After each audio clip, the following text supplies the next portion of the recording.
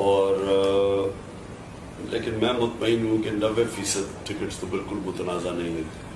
جو 10% پہ ہیں جو کوئی ایسے ٹکٹس ہیں جن کے اوپر خاص طور پہ ہمارے پرانے پارٹی کے کارکن سمجھتے ہیں کہ ان سے انصاف نہیں ہوا, تو وہ ہم نے ریویو بھی کر دیا. ہم نے فیصلہ کیا کہ ہم ریویو بھی کریں گے. میں انشاءاللہ پرسوں سے ہم ریویو بھی شروع کر دیں گے ٹکٹس کا.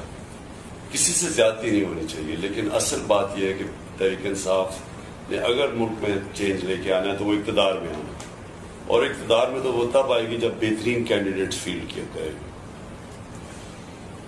اس کے پیچھے بھی نون لیگ ہے, پکا اس کے پیچھے نون لیگ ہے. یہی چودھری افتخار نے مل کے نون لیگ کو جتایا تھا 2013 میں دھاندلی کروائی تھی. انہوں نے آروز کو کنٹرول کر کے دھاندلی کروائی تھی اسی چودھری افتخار نے.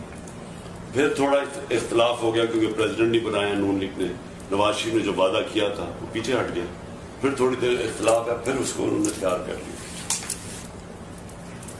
ان سارے اسکینڈل سے تحریک انصاف کو کوئی خطرہ نہیں؟ کوئی خطرہ نہیں ہوگا انشاءاللہ.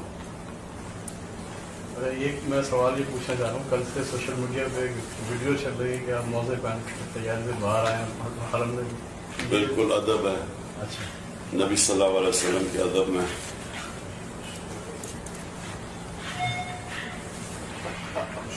ٹھیک ہے جی.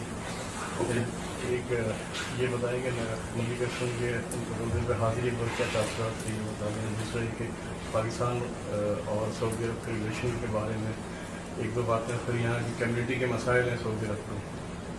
میں نبی صلی اللہ علیہ وسلم کی جب بھی میں گیا ہوں ایک روح کو ایک سکون, بس یہی بیان کر سکتا ہوں کہ وہ سکون ملتا ہے جو